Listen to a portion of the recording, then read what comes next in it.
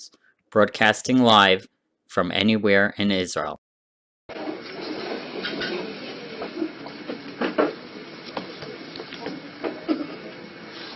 Next Kina is Kina Chaf Aleph.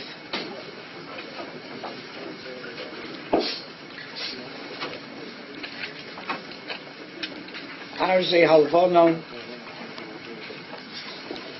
the Kina and the Asara Huge Malchus. This Kina we will relate to Sreifas HaTorah, which occurred on Shivasa B'Tammuz.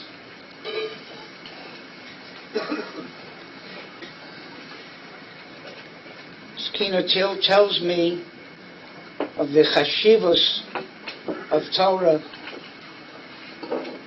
Even someone who learns Torah is Mekayim Mitzvahs, but he's not Machshiv the Torah. Torah is not the most important thing in his life. He does it.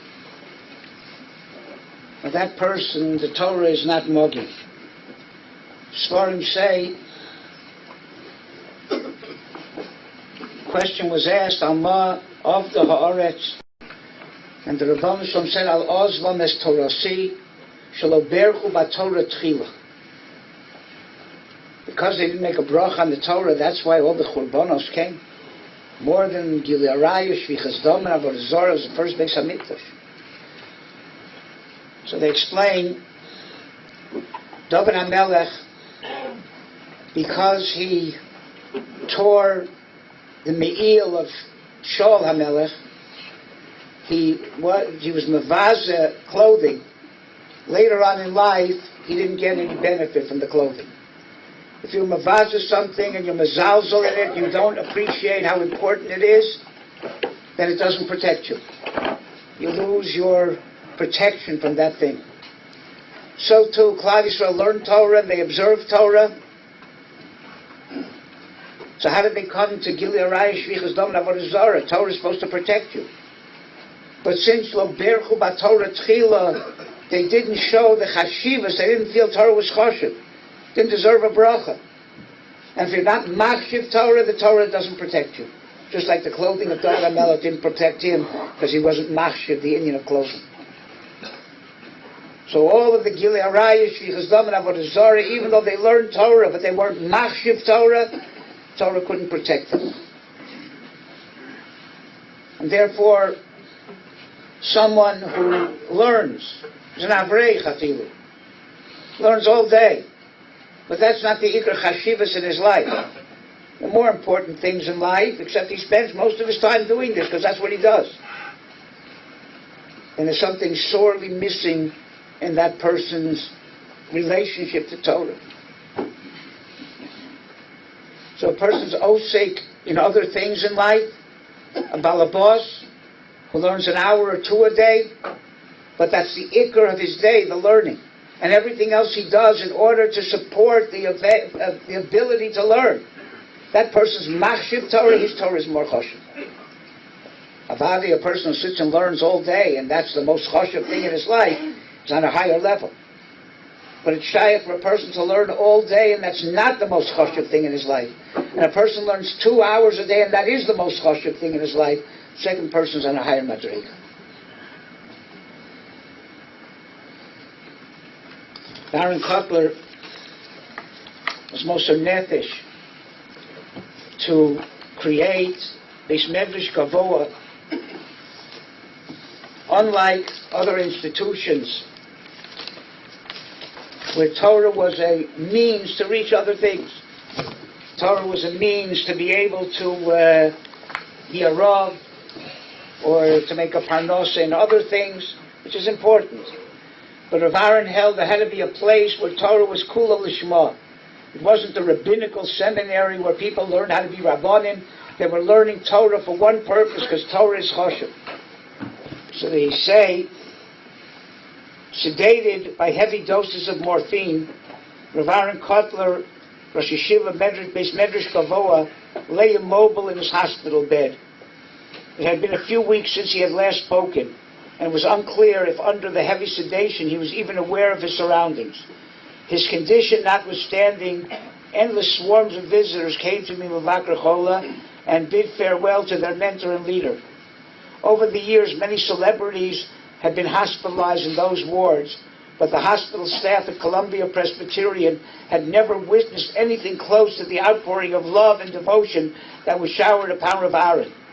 In addition to all the visitors that Rav Aaron received, the hospital staff was inundated with dozens of phone calls each day from concerned individuals who worried about the health of their illustrious Rosh Hashiva. The former First Lady, Eleanor Roosevelt, was interned in the same facility as Rav Aaron, yet she didn't have nearly as many visitors as callers as Rav Aaron had. The receptionist brought it to the attention of the physicians that the patient they were treating seemed to be a highly prestigious individual. Everyone is calling to inquire about Rabbi Kotler's health, they mused, but very few are calling for Mrs. Roosevelt. As Rav Shneur Kotler sat devotedly by his father's bedside, a doctor entered the room to investigate the matter that had been mystifying the secretaries. Pointing toward Rav Aaron's bed, he asked, "Who is this man? How do so many people know him? What does he do?" Rav Shneur tried to explain the concept of yeshiva to the Gentile doctor. "My father founded one of the top rabbinical colleges in the Orthodox world," he began.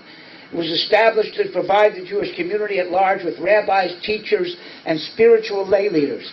As Rav Shneur provided a description of the yeshiva, Rav Aaron mustered his waning strength, and for the first time in weeks he spoke in a loud and assertive voice. He called out, "Zogim Torah Lishma! Zogim Torah Lishma! Tell him it's Torah for its own sake. Tell him it's Torah for its own sake." Despite Rav Aaron's weakness, he refused to allow the word yeshiva to be described as a place where people are trained to become teachers or leaders. Rather, it's a place where people sit and learn the holy words of the Torah with no ulterior motive. Rav Aaron's words were a testament to his lifelong mission of spreading the concept of learning Torah Lishma.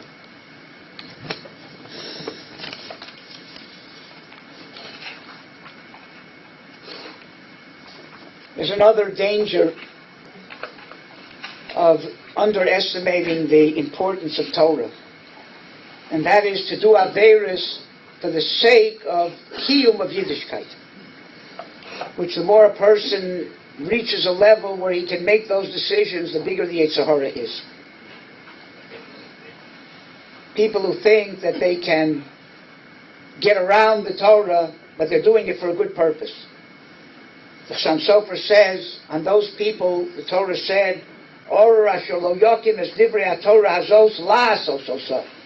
people think that they're going to transgress the Torah, but they're going to support the Torah in that way. Those people get cursed. Yisrael Salanter brings a mashal. Why that's the case? So there were once two kings, King Reuven and King Shimon. And King Reuven, this story is told in many different ways, just the way that I heard it. King Reuven told King Shimon that he loves to make bets. And he'd like to bet him that he can get King Shimon's prime minister to undress publicly if he'll just send him to his kingdom for a week. And if he can get him to undress publicly, then King Shimon has to give him $1 million. And if he's not successful, he'll give King Shimon $1 million. King Shimon eagerly accepted the bet because his prime minister was a very refined person. There's no way that he's going to get him to undress publicly. So he sent his prime minister to King Reuven's land, and there was no stipulation. He couldn't tell him anything except he couldn't tell him about the bet. So King Shimon called in his prime minister, and he said, "I'm sending you to King Reuven's land for a week. You can do anything you want there. Just one thing, promise me, you will not undress publicly." So the prime minister said, "Don't worry about it. No havamina that I would ever do such a thing." And fine. So he comes to King Reuven's land, and he's there a few days. After a few days, King Reuven calls him in, and he says, "You know, I've been observing you, and you are one of the most dignified and successful, effective statesmen I've ever seen. And it is amazing that a hunchback like you could reach such levels of statesmanship." I said, "I'm not a hunchback." "So yeah, you don't have to be ashamed. It's very clear you're a hunchback, and still you reach such a high level." So "I'm not a hunchback." He says, "Look, I'm so sure you're a hunchback, I'm willing to bet you $500,000 that you're a hunchback." The guy says, it's ridiculous. I know I'm not a hunchback. He said, well, how can I prove to you that I'm not a hunchback? He says, there's only one way. I'll call my entire court in and you'll get undressed in front of them.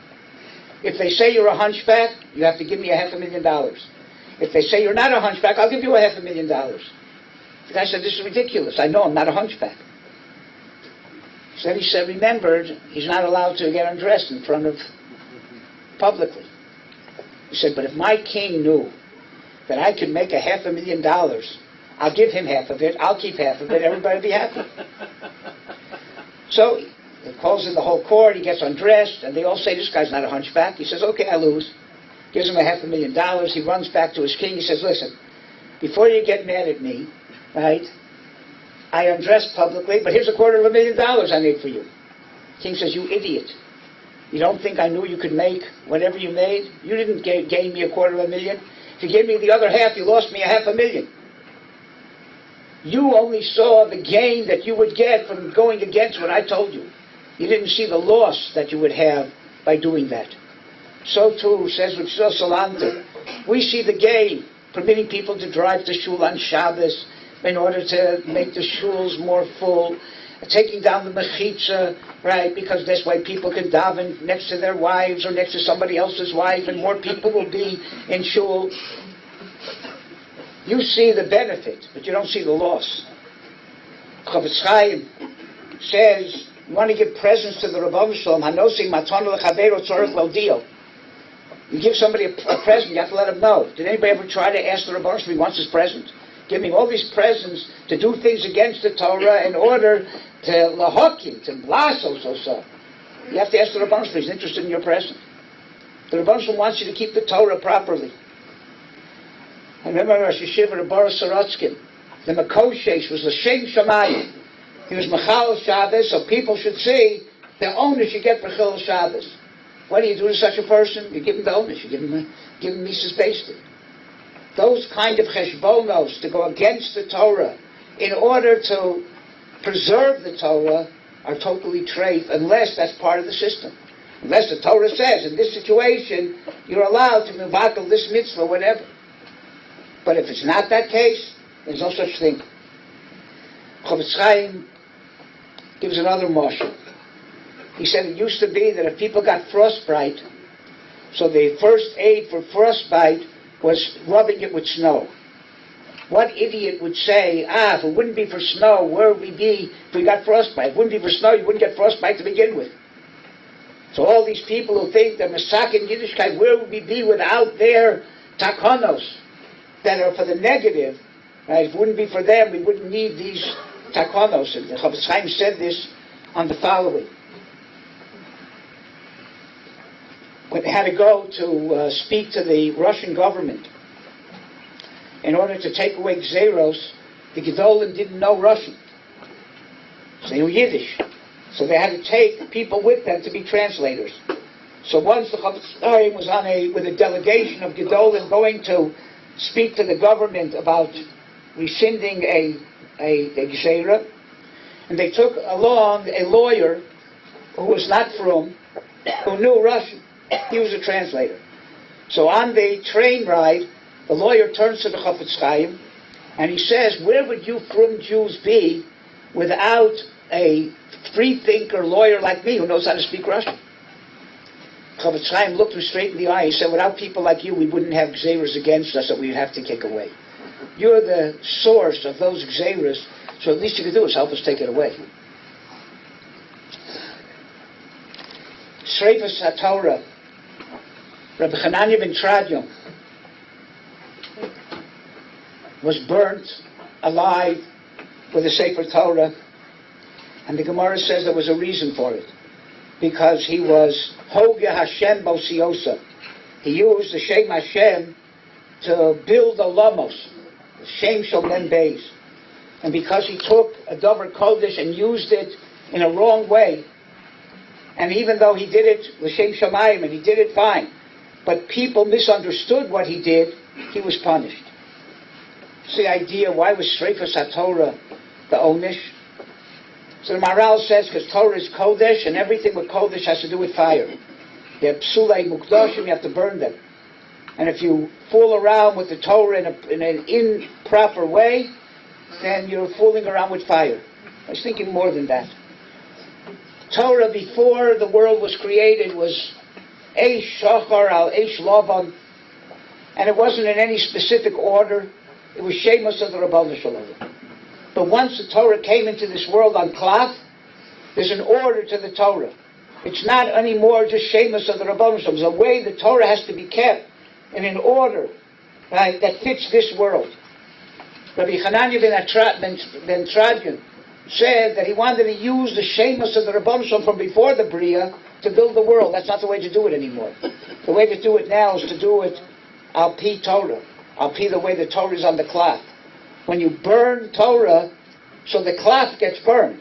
The osios are porchos ba'aver. They remain like they were before the Bria. What you're destroying is the Torah that's in the Bria, and that Torah you can't fool around with. That Torah you can only achieve positive things if you keep the Torah, not try to circumvent the Torah. And Torah is only shayach, Besora, Emuna, Kovit Chachomim, people Mavazah Talmidei Chachomim. Today it became the vogue to Mavazah Talmidei Chachomim as long as it's not from your group. If you belong to this group, you can Mavazah the Gedolim of the other group. And if you're the other group, you can Mavazah the Gedolim of this group.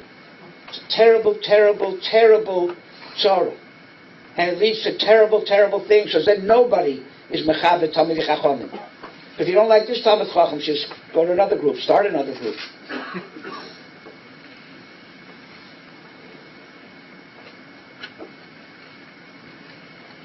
A few stories, short ones, what it means to Machshiv Torah.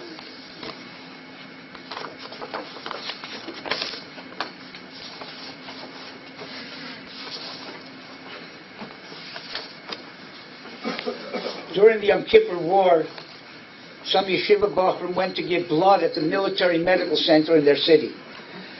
The next day, the Rebbe asked them what they were thinking while their blood was being taken. I was thinking that it feels good to be able to contribute to the military campaign, said Ruvain. It's good to be able to do my share, said Shimon. Similar sentiments were expressed by the rest of the boys. You're all a bunch of apikursim, the Rebbe said, after the last boy had spoken. If you think giving blood does more than for the war effort than your Torah learning in the Beis Medrash, then you fit the category of people Chazal referred to as apikursim, for doubting the contribution made by those learning Torah.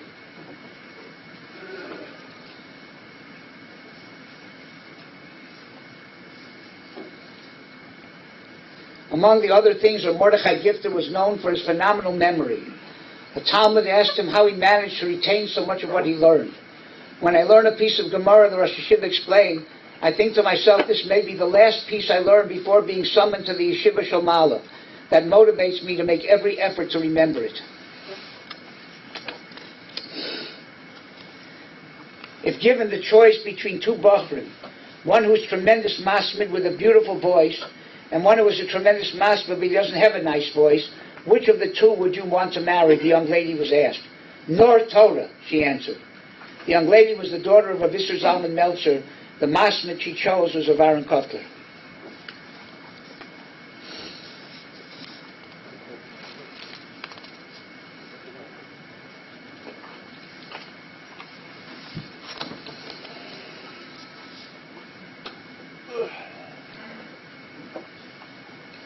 Rav Natoli Trupp, the Rosh Yeshiva of Chofetz Chaim's Yeshiva in Radin, was a beloved figure known throughout the Torah world as a major Talmid Chacham. When he became very sick at a relatively young age, the Yeshiva Bachram decided to donate time off their lives to him. Some of the boys pledged days, some pledged weeks. After all the pledges were made, they approached the Chofetz Chaim himself to ask him to donate time off his life for the beloved Rosh Yeshiva. The Chofetz Chaim thought about it and then told the boys that he was willing to give Rav Naftali 1 minute of his life. The boys couldn't believe it. Rebbe, 1 minute, no more? Said the Chofetz Chaim, if you knew what you could achieve in 1 minute of learning, you wouldn't be as careless with your time as you are. The boys gained a new appreciation of the incredible value of time and returned to the Beis Medrash to learn. Later they said never was the learning as intense as it was on the day that the Chafetz Chaim taught us the value of time. What about women? How are they machshav Torah? Rav Yosef Shalom Eliyashiv Shrita was in the habit of getting up every morning at 2 a.m. to learn. His Rebbetzin, Zichrona Livracha, would get up at that hour to make him coffee, even though this involved a tremendous effort. In later years, one of their daughters wanted to give her an electric boiler so the Rav could make his own coffee, and the Rebbetzin would not have to get up. Rebbetzin Eliyashiv began to cry. This mitzvah they also want to take away from me? The day after their marriage, Rebbetzin Eliyashiv noticed that Rav Eliyashiv was sitting in the dining room. Why are you still in the house, she asked. I have a Torah obligation to make you happy for the first year of marriage, and that's what I'm going to do. She said to him, if you want to make me happy, the best thing you can do is go to the Beis Medrash and learn. Off he went. Many years later, when the Rebbetzin was on her deathbed and could not speak, Rav Eliyashiv came to her bedside to spend time with her. With her remaining strength, she gestured in the direction of the Beis Medrash. Understanding her intent, he arose and walked off to the Beis Medrash again. It was in the Beis Medrash that his family came to notify him of the passing of his beloved Rebbetzin.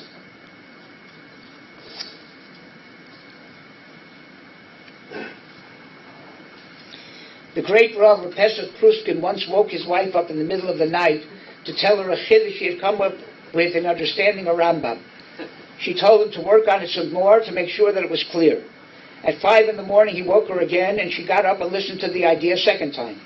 His grandson was once asked by Rav Pruskin why Rav Pruskin wasn't concerned about waking his wife up just to hear a chiddush. After all, she needed to sleep. The grandson answered, if my grandmother had a childless daughter who had had a baby after 20 years, wouldn't she want to be awakened in the middle of the night to hear the good news? The same here. She knows that she is a partner in his learning, and she is certainly not upset to be awakened by him to listen to his Torah thoughts. To her, that is like hearing the good news of the birth of a grandchild. A wealthy Jew asked Rav Aaron Leib Steinman, Shlita, the following question. He gave the bulk of his meiser money to yeshivas. Recently, he had been inundated with requests for donations from kiruv organizations. Should he shift his priorities? Because after all,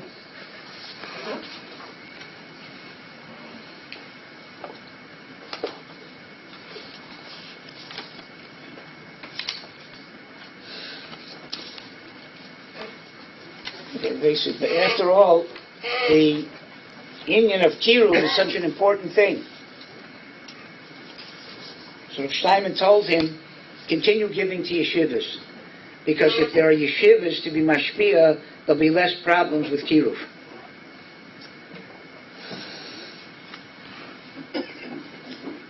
One last thing for women. Rebbetzin Eliyashiv's Mesiras Nefesh for her great husband's learning was nothing short of legendary. She and her daughter once put out a fire that broke out on one Yontif night at 2 a.m. They did it as quietly as possible so as not to awaken Rav Eliyashiv, who had to get up shortly for his regular learning session. At the end of her life, when breathing was difficult, she would go out to the courtyard in the middle of the night to cough so as not to awaken the Rav. During one period, they lived in an apartment underneath a Beis Medrash. For a period of several years, Rav Eliyashiv didn't leave the building because he only went from his home to the Beis Medrash and from the Beis Medrash to his home. That's the chashivas of Torah, both for men and both for women. So, Mir Hashem, if we understand that, whether we're balabatim, who spend a minimal time of learning, or avreichen that spend a maximal time of learning, the ikar is not so much how much you learn, the ikar is how much you machshiv, what you're learning. That should be the ikar of your life and the ikar of your day. And that combats the concept of sreifas HaTorah. And Yiras Hashem, if we combat that, we'll see the day when the Eish HaTorah is once again put on the clock and able to umola ha'oretz deos Hashem kamayim liyam mechasim.